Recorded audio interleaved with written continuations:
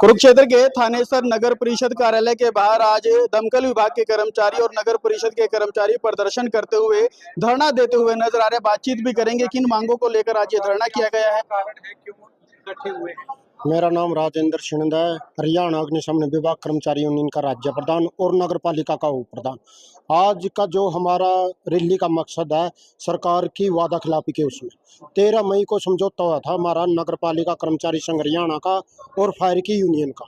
उन्होंने 17 मांगों पर सहमति बनी थी नगर पालिका की, 8 मांगों पर बनी थी फायर की। हमने कई बार प्रयास भी किए।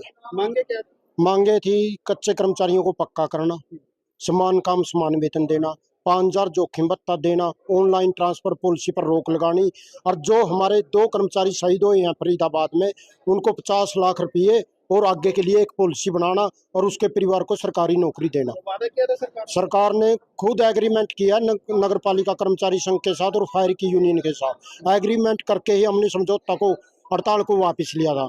लेकिन मंत्री साहब के साथ पहले भी हमारी कई दौर की वार्ता हुई थी। मंत्री साहब ने आश्वासन भी दिया था, हमने पहले जो प्रदर्शन किए थे उनको वापस ले लिया था। जब इस हड़ताल चल रही थी, इस बीच जो हरियाणा सरकार के प्रधान सचिव है राजेश खुल्लर जी आए और उन्होंने ये समझौता कराया, और हमने उस पर विश्वास था कि जो हमारी मांगों पर सहमति बनी है इसके परिपत्र जारी कराएंगे। लेकिन सरकार ने फिर कर्मचारियों के साथ वादा खिलाफी की और हमने अब पूरे 7 जुलाई से 22 जुलाई तक पूरा हरियाणा में रैलियां करेंगे और रैलियों के माध्यम से बताना चाहते हैं भाई सरकार ने हमारे साथ वादा खिलाफी की है। अगर सरकार ने समय रहते 5 अगस्त तक हमारे परिपत्र जारी नहीं किए और पक्का नहीं किया फायर के कर्मचारियों को और नगर पालिका के कर्मचारियों को, तो 6, 7, 8 तारीख को यह 3 दिन की हड़ताल है। अगर फिर भी सरकार नहीं मानी तो यह हड़ताल अनिश्चितकालीन हड़ताल होगी। हम एक बात आपके माध्यम से बताना चाहते हैं, जो फरीदाबाद में अग्निकांड हुआ उसमें एक पुलिस का कर्मचारी गुजरा, तो उसको तो सरकार 1 करोड़ रुपया और सरकारी नौकरी देना चाहती है। लेकिन फायर के 2 कर्मचारी गुजरे, सरकार उनके लिए चुप्पी खींच रही थी। जब फायर का कर्मचारी 8 तारीख से हड़ताल पे गया, जब जाकर मुख्यमंत्री ने प्रेस कॉन्फ्रेंस करके कहा कि मैं 20 लाख अपने उसमें खाते से दूंगा और 10 लाख की जो पॉलिसी हुआ दूंगा।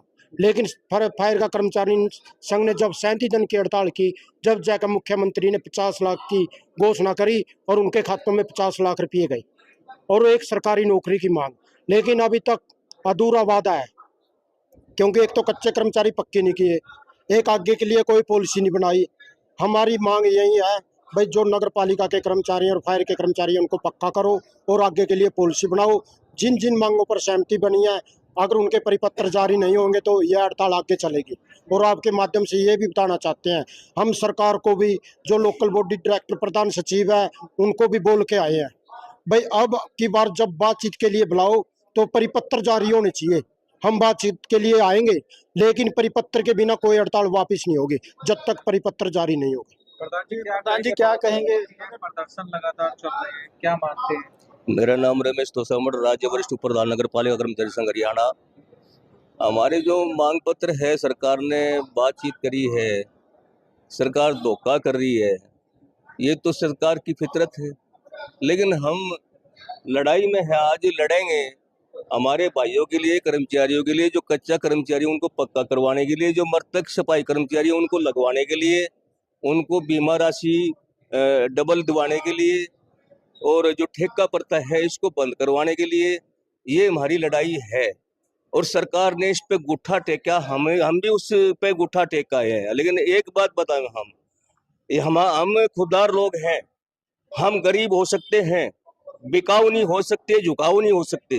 हम लड़ेंगे, सीना ठोक के लड़ेंगे, और सरकार जब तक हमारी मांगे पूरी नहीं करेगी, जब तक हम इस लड़ाई को निरंतर जारी रखेंगे।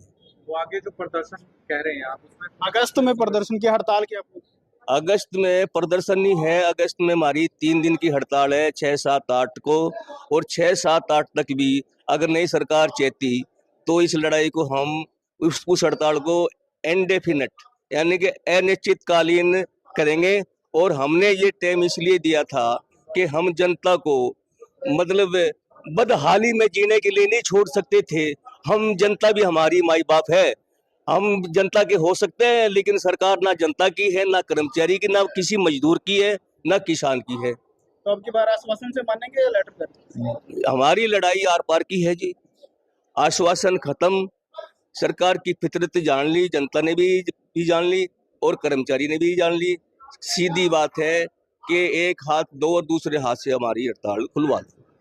मंजीत जी क्या कहेंगे, काफी दिन आपकी पहली हड़ताल चल की, आश्वासन मिला लेकिन आश्वासन पर सरकार खड़ी। सर हमारी 13 मई से सरकार के साथ वार्ता हुई थी। 13 मई की वार्ता के बाद और अब उन्होंने टाइम दिया था 1 महीने का, तो हमने अब हमारे प्रोग्राम शुरू हो गया दोबारा फिर इसी तरह।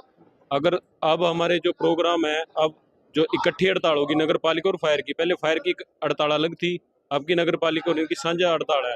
और अब के मार पार के मूड में है। हमने तो ये सोच रखा है घर जाना तो है तो चलते तो जाएंगे भाई, ये तो नहीं कहेंगे कोई लोग भाई मर के जिए हैं, जी के मर रहे हैं। मर के जीना तो इससे भी कोई फायदा नहीं है। हम तो ये चाहते हैं भाई सरकार हमारी बात माने, क्योंकि फायर के काम कर रहे हैं, जान जोखिम में डाल के हम काम कर रहे हैं, सरकार सुन नहीं रही है कोई बात।